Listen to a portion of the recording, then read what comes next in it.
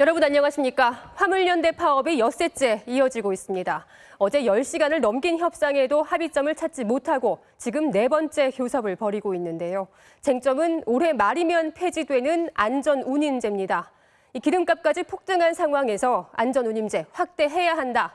아니다. 기업들 물류비 부담 커진다. 팽팽히 맞서고 있는데요. 시간이 갈수록 전국 산업 현장 곳곳에서 피해가 늘고 있습니다. 배주환 기자입니다. 경륜장 주차장에 차량 수백 대가 모여 있습니다. 대부분 수출용 완성차들인데 항만이 아닌 공장에서 5km 떨어진 이곳에 옮겨져 보관 중입니다. 공장과 계약한 차량 운반차 중 98%가 화물연대 소속이라 평택항 운송이 어려워지자 일단 임시로 옮겨놓은 겁니다. 화물연대 파업이 엿새째 이어지면서 물류 차질 피해도 커지고 있습니다. 인천항에서 반출입된 컨테이너 개수는 평상시에 5% 수준까지 떨어졌고 평택 당진항은 7%, 부산항 역시 29.1% 수준을 기록하고 있습니다. 납품이 지연되면서 위약금이 발생이 되고 아마 이것들이 해외바이오와의 그런 신뢰라든가 큰 영향을 미칠 것 같아서 좀 매우 걱정스러운 상황입니다. 특히 자동차, 철강, 시멘트 등을 중심으로 생산 출하량이 떨어지고 있는데 정부는 긴급 물량의 경우 경찰의 보호를 통해 운송을 돕는다는 계획입니다. 하지만 사태 해결이 달린 정부와 화물연대 사이의 협상이 아직 지지부진한 상태입니다. 어제까지 3차례 걸친 만남에도 합의점을 찾지 못했고 오늘 4차 교섭이 다시 열렸는데 양측은 최저임금격인 안전운임제의 확대를 놓고 팽팽하게 맞서고 있습니다. 요소수 파동 때부터 최근에 유가 폭등까지 정부에 계속 좀 대책을 마련해 달라고 호소하고 요구해 왔음에도 불구하고 아직까지 뚜렷한 대책이 없는 상황에서 파업 장기화 조짐이 보이자 경제계는 국가 물류를 볼모라하는 극단적 투쟁이라며 즉각 운송에 복귀해야 한다고 화물연대에 촉구했습니다. 그러나 화물연대는 안전운임제 확대가 총파업의 핵심적인 요구안이라며 쟁점을 호도하는 입장문이라고 반박했습니다. MBC 뉴스 배주환입니다. 북한이 당 전원회의에서 우리를 적으로 규정하고 강대강, 정면 승부 기조를 표명했죠. 우리 정부도 강경한 경고의 메시지를 잇따라 내놓으며 맞대응했습니다. 북한의 7차 핵실험 우려가 커지고 있는 가운데 한반도를 둘러싼 긴장감도 높아지고 있습니다. 서혜연 기자입니다. 북한의 7차 핵실험 위협에 맞서 우리 정부도 군사적 대응 능력을 키우겠다는 경고의 메시지를 내놨습니다. 전날 한미 국방장관 회담을 통해 한미 공조를 재확인한 이종섭 국방부 장관은 북한이 핵실험을 강행할 경우 미국의 전략 자산을 한반도로 전개해 확장 억제 실행력을 강화하겠다고 선언했습니다. 우리 정부는 북한의 핵미사일 위협 억제를 위한 미국의 확장 억제 실행력을 강화하고 한국군의 대응 능력을 증강시켜 나갈 것입니다. 또 한미일 안보 협력 강화를 위해 군사적으로 여전히 갈등을 겪고 있는 일본과도 진지한 대화를 나눌 의향이 있다고 밝혔습니다. 북한은 지난 8일부터 사흘간 진행된 당 전원회의에서 핵실험에 대한 직접적인 언급을 하진 않았지만 강대강, 정면 승부의 투쟁 원칙을 강조하며 국방력을 강화하겠다는 뜻을 굽히지 않았습니다. 또 남측을 염두에 두고 대적 투쟁이라는 표현을 사용하며 적대감을 드러낸 만큼 핵실험 가능성은 여전히 높게 관측됩니다. 이런 상황에서 한미 외교장관 회담을 위해 미국으로 출국한 박진 외교부 장관도 북한의 핵실험에 한미가 강경하게 대응할 것임을 시사했습니다. 북한에 대해서는 도발을 억제하고 또 도발했을 경우에는 단호한 대응을 한다는 것이 윤석열 정부의 입장입니다. 북한의 이딴 미사일 도발과 핵실험 위협에 대해 한미도 강경한 태도로 응수하면서 한반도 전체에 군사적 긴장감이 점차 고조되고 있습니다. MBC 뉴스 서혜연입니다. 여야의 수장이죠. 이준석 국민의힘 대표와 우상호 더불어민주당 새 비대위원장이 오늘 각각 기자간담회를 열었습니다. 이준석 대표는 당내 견제에 맞서면서 이제 제대로 내 정치를 하겠다며 조기 사퇴론을 일축했고 우상호 위원장은 앞으로 당을 분열시키는 발언에 엄격하게 대응하겠다며 당 내분 수습에 나섰습니다. 김재경 기자의 보도입니다. 취임 1주년 기자간담회. 국민의힘 이준석 대표는 이제부터 내 정치를 하겠다고 선언했습니다. 네, 이제 제대로 자기 정치 한번 해보겠습니다. 제가 옳다고 생각하는 당을 만들기 위해 가지고 제 의견을 더 많이 투영시키겠습니다. 오는 24일 자신의 성상납 의혹에 대한 당 윤리위의 징계 수위 결정을 앞두고 조기 사퇴론을 일축한 겁니다. 윤석열 정부의 성공은 공정한 공천 규칙에 달려 있다면서 당 혁신위에 대한 반발에도 적극 반박했습니다. 친이가 친박 죽이던 시절, 친박이 친이 죽이던 시절밖에 없습니다, 머릿속에. 개혁을 발목 잡는 수단으로 사용하는 이런 좀 시대착오적인 발상들은 안 했으면 좋겠습니다, 이제. 정진석 의원을 향해선 지방선거 공천 권한도 줬는데 선거가 끝나니 공격하는 건 무슨 상황이냐고 재차 비판했습니다. 첫 기자간담회를 연 우상호 민주당 비대위원장은 먼저 개파간 날선 발언에 경고령을 내렸습니다. 서로 남 탓을 해선 국민의 신뢰를 회복할 수 없다며 특히 겉은 민주당, 속은 국민의힘이라는 뜻의 수박 표현은 절대 쓰지 말라고 강조했습니다. 감정을 건드리는 언어들을 쓰기 시작하면 그것은 비대위가 정리하기가 매우 어렵습니다. 수박 이런 단어 쓰시는 분들 제가 가만 안 둘 겁니다. 전당대회 규칙에 대해선 대의원 제도 자체를 없앨 수는 없지만 반영 비율은 조정할 수 있다고 말했고 유능한 민생정당, 강력한 야당이 되겠다며 정부를 향해 날을 세웠습니다. 서민들 밥상에 굉장히 고통스러운 일이 생기는데 정부 여당이 지금 뭐 하고 있습니까? 지금 손흥민하고 가서 사진 찍을 때인가요? 한편 지방선거 참패로 지도부가 총사퇴한 정의당은 이윤주 원내대표를 위원장으로 한 비대위 체제로 전환하기로 결정했습니다. MBC 뉴스 김재경입니다. 오피스텔 공사 현장에서 임시 가설물을 철거하던 중에 60대 하청업체 노동자가 추락해 숨졌습니다. 지난 밤엔 음주운전으로 추정되는 충돌 사고로 운전자와 길을 걷던 보행자가 숨졌습니다. 주말 사건 사고 소식 차현진 기자가 보도합니다. 제주 시내 18층짜리 오피스텔 건설 현장. 오늘 오전 이곳 3층에서 작업 중이던 60대 노동자가 건물 아래로 추락해 숨졌습니다. 출근을 하러 이렇게 걸어올 때 그 발판에 사람들이 이렇게 서 있는 걸 봤는데 그다음 출근하고 나서 오전에 소방차랑 구급차 이렇게 가는 걸 보고 뭔 일이 있다 이렇게 생각을 했어요. 철거 담당 하청업체 소속인 이 노동자는 고층 공사를 위해 설치한 임시 가설물을 철거하던 중이었습니다. 경찰과 고용노동부는 이 공사장을 중대재해처벌법 적용 대상으로 보고 업체가 안전대와 추락보호망 등 안전조치를 제대로 갖췄는지 등을 조사하고 있습니다. 화염과 함께 검은 연기가 치솟습니다. 오늘 오후 2시 반쯤 영동고속도로 인천 방향 여주나들목 부근에서 45인승 관광버스에 불이 났습니다. 사고 당시 버스 안에 승객은 없었고 운전자는 스스로 대피했습니다. 경찰과 소방당국은 버스 바퀴 쪽에서 불이 났다는 운전자의 진술을 토대로 정확한 화재 원인을 조사하고 있습니다. 지난밤엔 교통사고가 잇따랐습니다. 어젯밤 9시쯤 충북 청주시 흥덕구의 한 도로에서 SUV 차량이 경찰차와 부딪히는 사고가 났습니다. 또 사고 충격으로 SUV 차량이 인도 쪽으로 전복되면서 운전자인 40대 여성과 길을 걷고 있던 30대 남성이 숨졌습니다. SUV 차량 운전자의 18개월 난 아들과 경찰 2명은 가벼운 부상을 입었습니다. 경찰차 받고 중심이 이러면서 연석 같은 거 밟으면서 완전히 전복이 됐고.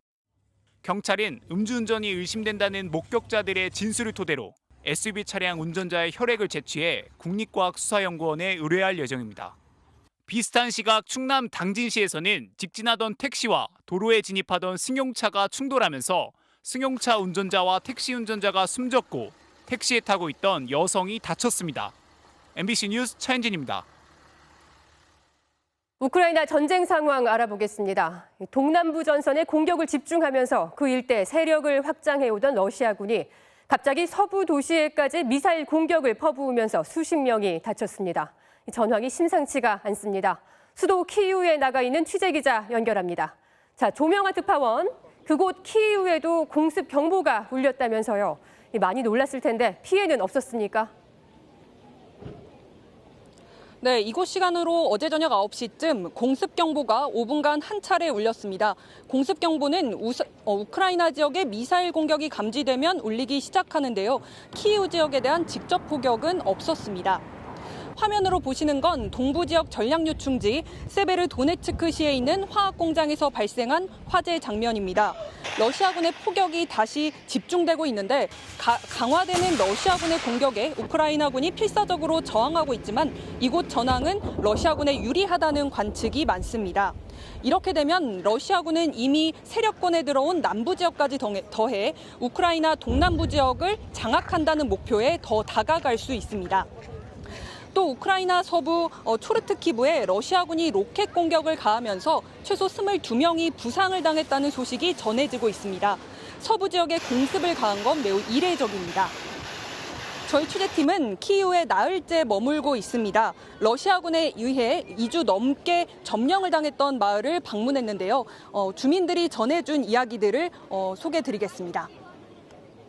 키이우주 북쪽에 위치한 잘리시아. 전쟁 초기인 지난 3월 러시아군이 한 달 가까이 점령했던 작은 시골 마을입니다. 세르게이 빅토리아 부부가 저희를 집이 있었던 곳으로 안내했습니다. 마당이 딸린 주택이 있었다고 했지만 지금은 터만 남아 있을 뿐입니다. Не можу дивитись на наш будинок. І ми сюди приходимо просто 3월 8일 기습적으로 닥친 러시아군의 점령에 부부는 피난 갈 틈도 없었습니다. 급한 대로 이웃 주민 2명과 강아지 2마리, 고양이 3마리와 함께 5평 남짓한 지하실에 숨어 있었습니다. нам уже не було на чому готувати їжу, не було в нас води гарячої помитися, було дуже холодно, ще тоді морози були. 불과 200m도 떨어지지 않은 숲에는 러시아 전차 4대가 숨어 있었고 군인들이 수시로 마을을 돌아다녔습니다. 엄청난 공포를 느꼈다고 말했습니다. Ми в погребі перебували 14 днів, нібито 14 місяців ми там були. Такі дні були ці складні, довгі. 지하실에 보관하던 절인 음식을 먹으며 보름을 버티다 가까스로 탈출했지만 이틀 뒤엔 러시아 전차의 포격으로 집이 완전히 무너졌다는 소식을 들어야 했습니다.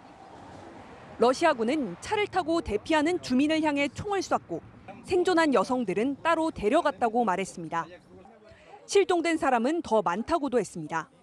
Чуємо постріли. Їх забрали, а цей чоловік, який коло машини водитель, 7 днів там лежав. 러시아군이 2주간 머물렀던 마을입니다. 건물이 러시아군의 포격으로 외벽 일부만 제외하고 모두 무너져 내렸습니다. 이 마을의 주택 120채 가운데 80%가 모두 파괴돼 수리가 불가능한 상태. 우리는 우크라인이다라고 쓰인 티셔츠를 입고 인터뷰에 나온 부부는 참상의 현장을 한국에 생생히 전해달라고 거듭 당부했습니다. MBC 뉴스 조명아입니다.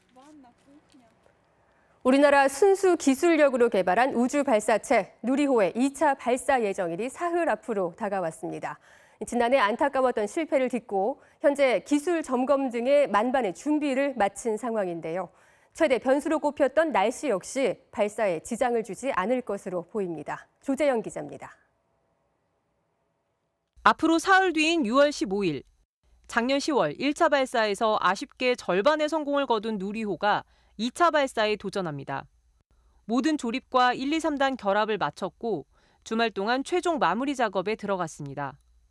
1차 발사 때 실패 원인이었던 3단 엔진의 조기 연소 문제에 대한 기술적 보완도 끝났습니다. 지난 발사 당시 데이터들을 정밀 분석해 헬륨 탱크가 계산된 하중보다 1.5배 더 견딜 수 있도록 튼튼하게 설계했습니다. 이제 남은 변수는 날씨인데 기상청은 누리호 발사에 지장을 줄 만한 날씨 변수는 없을 것으로 전망했습니다. 발사 전날인 14일, 나로 우주센터가 있는 고흥군 외나로도엔 비가 예보됐습니다. 하지만 예상 강수량이 5mm 내외로 누리호 이송과 기립 작업엔 큰 문제가 없을 것으로 보입니다. 가장 중요한 발사 당일에는 비교적 날씨가 맑겠고 발사장 인근 20km 이내의 낙뢰 가능성도 높지 않습니다. 바람도 지상풍과 고층풍 모두 발사 기준을 넘지 않을 것으로 예측됐습니다. 바람이 물론 약하진 않습니다. 강한 부분이기는 하나 현재까지 기준으로는 이제 발사에 영향을 줄 정도로 강하진 않은 것으로 보여집니다. 현재 누리호의 목표 고도는 700km지만 궤도 오차를 5%로 두고 오차 내 고도에 들어가면 2차 발사는 성공입니다. 이번 발사에 성공하면 우리나라는 자체 기술로 1톤 넘는 위성을 쏘아 올린 세계 7번째 곳이 됩니다. 다만 마지막 돌발 상황에 대비해 누리호의 발사 여부는 내일 오후 최종 결정됩니다. MBC 뉴스 조재영입니다. 20대 조카가 50대 고모 부부를 살해한 뒤 자신도 스스로 목숨을 끊은 사건이 발생했습니다. 경찰이 사건 경위와 범행 동기를 수사하고 있습니다. 한태연 기자가 취재했습니다. 오늘 새벽 4시 9분쯤 칠곡군 외관읍의 한 단독주택에서 50대 부부가 숨졌다는 신고가 경찰에 접수됐습니다. 신고한 사람은 이 집에 사는 80대 여성으로 경찰 출동 당시 50대 부부는 흉기에 찔려 이미 숨진 상태였습니다. 경찰이 집 안팎을 수색한 결과 1시간 뒤인 새벽 5시 2분쯤 이 주택 옥상에서 숨진 20대 남성을 발견했습니다. 경찰은 20대 조카가 50대 고모와 고모부를 흉기로 찔러 살해한 뒤 극단적인 선택을 한 것으로 보고 있습니다. 용의자로 추정되는 분이 또 극단적인 선택한 걸로 파악이 되어 있어요. 그리고 자세한 살인 동기나 이런 부분들은 수사 중에 있습니다. 대구에 사는 고모 부부는 어제 경북 칠곡에 홀로 사는 노모 집에 밭일 등을 도와주러 왔던 것으로 알려졌습니다. 조용하던 농촌마을 주민들은 충격에 빠졌습니다. 우리 동네에서 이런 사건이 없는데 그거리라도 힘들게 안 하고 최근에 우리 안 그랬었는데 동네에서 조용하게 그랬는데 됐습니까? 용의자인 20대 남성은 과거 할머니와 함께 살기도 했는데 최근 행적은 확인되지 않고 있습니다. 경찰은 목격자와 친인척 등을 상대로 자세한 경위를 조사하는 한편 살해 용의자의 의료 기록 등을 파악하고 있습니다. MBC 뉴스 한태현입니다. 지난 9일 대구 변호사 사무실 방화 사건에서 숨진 희생자들의 발인이 오늘 유족들의 오열 속에 치러졌습니다. 오늘 아침 경북대병원 장례식장에서 어제 발인한 희생자 1명을 제외한 5명의 발인이 차례로 진행됐습니다. 내일까지 운영될 합동 분향소에는 일반 시민, 정관계 관계자 등 희생자들을 애도하는 각계각층의 발걸음이 이어지고 있습니다. 날카로우면서도 따뜻한 시선으로 세상을 기록하는 세계적 보도 사진가들의 모임 매그넘 포토스 사진가들이 전남 신안의 섬들을 찾고 있습니다. 그들이 반한 섬과 섬사람의 삶의 기록을 양현승 기자가 전해드립니다. 거친 바닷바람이 실어온 모래가 쌓이고 또 쌓여 만들어진 모래 언덕. 바람에 긁힌 울음 자국만 새겨진 적막한 우이도 사구에 낯선 발자국이 새겨집니다. 노르웨이 출신 보도 사진가 요나스 벤딕슨입니다. 사진으로 역사를 기록하는 세계적인 보도 사진가들의 모임 매그넘 포토스의 정회원입니다. 모래 언덕에서 내려보는 경이로운 풍경을 파인더에 담습니다. 다음 바닷일을 위해 그물을 정리하는 어제와 다를 것 하나 없는 섬사람들의 평범한 일상도 하나의 귀한 작품이 됐습니다. 섬집 마당에서 말라가는 건어물도 찰나의 순간으로 기록됐습니다. 파도가 잠을 자는 날, 성을 내는 날, 하늘과 바다가 맞닿은 곳, 붉게 물드는 시간부터 적막에 빠지는 시간까지 섬과 섬 사람들의 시간을 낯설지만 따뜻한 시선으로 담아냈습니다. 지난달 말 목포에 도착한 뒤 요나스는 열흘 동안 우이도, 흑산도, 다물도, 장도, 홍도, 태도, 가거도 등 끝섬들을 돌았습니다. It's been first of all an amazing journey to all these outer islands and you know every one of these islands showed a very unique culture. 지난해 영국의 사진가 마크 파워와 브루스 길든을 시작으로 전남 신안군은 매그넘 포토스 작가 10명을 섬으로 불러 모으고 있습니다. 섬과 갯벌, 숲 등 신안군의 생태를 비롯해 묵묵히 섬을 지키고 있는 섬 사람들의 삶을 역사에 남기기 위해서입니다. 하반기에는 이탈리아와 이란의 매그넘 소속 사진 기자들이 섬을 찾아 섬 사람들의 숨겨진 매력을 찾아낼 예정입니다. MBC 뉴스 양현승입니다. 잠시 후 뉴스데스크에 이어 방송되는 탐사기획 스트레이트에서는 최근 비극이 잇따르는 발달 장애 가정들의 외롭고 힘겨운 투쟁을 집중 조명합니다. 특히 따가운 편견과 열악한 지원에 맞선 부모들의 생생하고 절박한 호소를 통해 선진국의 진정한 품격은 어디에서 찾아야 하는지 되짚어봅니다.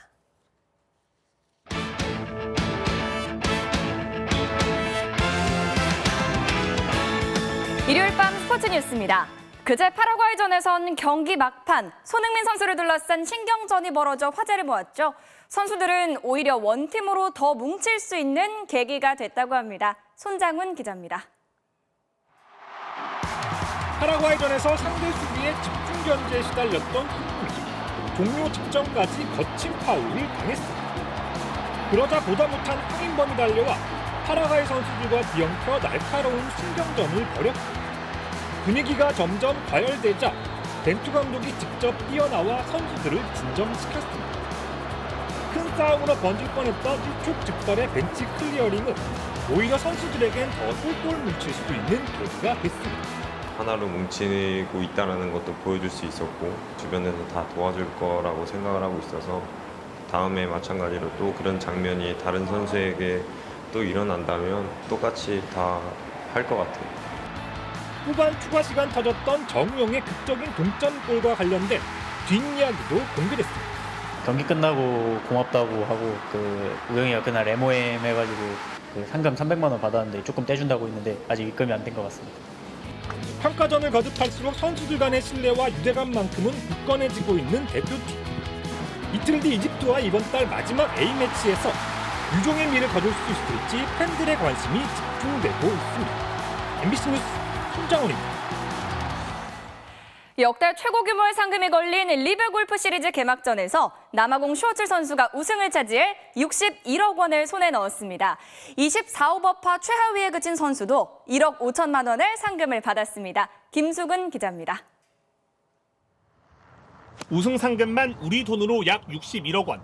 역대 최대 규모의 상금이 걸린 리브 골프 인비테이셔널 시리즈 개막전에서 남아공 슈워츠리 첫 번째 우승의 영광을 차지했습니다. 1라운드부터 최종 3라운드까지 줄곧 1위 자리를 지켜 합계 7언더파로 2위를 한타차로 제쳤습니다.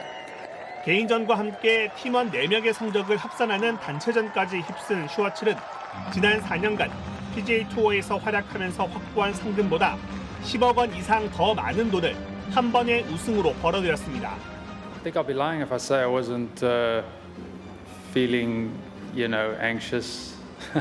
there was a lot at stake. 사우디 국부 펀드가 막대한 자본을 투입해 창설한 리브 골프 인비테이셔널 시리즈. 화끈한 돈잔치는 이게 전부가 아니었습니다. 2위 두플레시스도 36억 8천만 원을 받았고 24오버파에 형편없는 스코어를 기록해 최하위에 그친 오글트리도 1억 5천만 원을 손에 넣었습니다. PGA 투어에 출전할 수 없다는 불이익을 감수하면서도 패트릭 리드 등 최정상급 선수들이 줄줄이 참여를 선언하는 가운데 올 시즌 리브 골프 인비테이셔널 시리즈는 앞으로 7번의 대회를 더 치를 예정입니다. MBC 뉴스 김수근입니다. 카타르 월드컵에서 우리와 만날 상대죠. 에이스 없이도 막강한 화력을 뽐낸 우루과이 대표팀 이야기로 투플레이 출발합니다. 카타르 월드컵 본선 조별리그에서 우리와 가장 먼저 맞붙는 우루과이. 오늘은 피파 랭킹 61위 파나마와 홈에서 평가전을 가졌는데요. 전반 39분 아레스카에타의 절묘한 패스를 받은 카바니가 선제골을 터뜨립니다. 오른발 마무리가 정말 깔끔했죠. 전반 추가 시간엔 페널티킥까지 얻어내 직접 성공시켰습니다. 후반은 다른 선수들의 득점포가 폭발했는데요. 무려 3골을 더 추가해 5대0 대승을 거뒀습니다. 이번 대표팀 소집에는 간판 스타 수아레스와 떠오르는 신예 공격수 누니에즈가 합류하지도 않았는데요. 그래도 화력이 무시무시하죠. 다음은 유럽 네이션스 리그로 갑니다. 스코틀랜드의 2대0으로 앞선 아일랜드. 후반 6분 오바페미의 중거리 슛! 들어갑니다. 골키퍼가 몸을 던져도 소용없는 엄청난 원더골. 홈팬들은 열광할 만하네요. 지금까지 투플레이였습니다. 키움의 이정우 선수가 프로 데뷔 첫 만루포이자 연타석 홈런을 터뜨렸습니다. 이제 장타력도 일품이네요. 일요일 밤 스포츠 뉴스였습니다.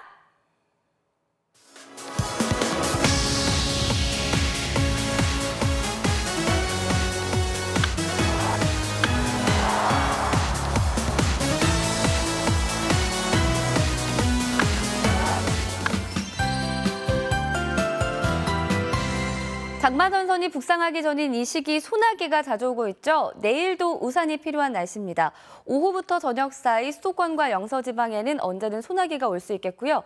예상되는 양도 5에서 40, 많게는 60mm 이상인데다가 벼락이 치고 돌풍이 불고 일부 우박도 떨어질 수 있어 조심하셔야겠습니다. 남쪽으로는 저기압이 지나면서 제주도는 내일부터 이틀간 간헐적인 비가 내리겠고요. 동풍이 불어드는 영동 지방은 수요일 오전까지도 이어질 텐데 양이 지난번처럼 많지는 않겠습니다. 이처럼 비 소식이 잦다 보니 올여름 장마도 궁금하시죠? 예년 같으면 딱 일주일 뒤가 제주의 장마 시작 기간인데요. 지금 장마 전선은 일본 남쪽 먼 곳에 위치해 있고요. 기상청은 당분간 이 정체 전선을 끌어올리는 북태평양 고기압이 확장하지 못할 것으로 예상했습니다. 단 변동성은 크다고 설명했습니다. 내일 전국이 흐린 가운데 수도권과 영서 지방은 새벽 한때, 오후부터 저녁 사이 또 소나기가 오겠고요. 제주도는 오전부터, 영동 지방은 밤부터 비가 시작되겠습니다. 더위는 한풀 꺾입니다. 내일 아침 전국의 기온 20도 안팎을 보이겠고요. 낮 기온도 서울이 29도, 대구 24도 선에 머물겠습니다. 이번 주 소나기와 비 예보가 잦은 만큼 기상정보 수시로 확인해주세요. 날씨였습니다. 6월 12일 뉴스데스크 여기서 마칩니다. 시청해주신 여러분 고맙습니다.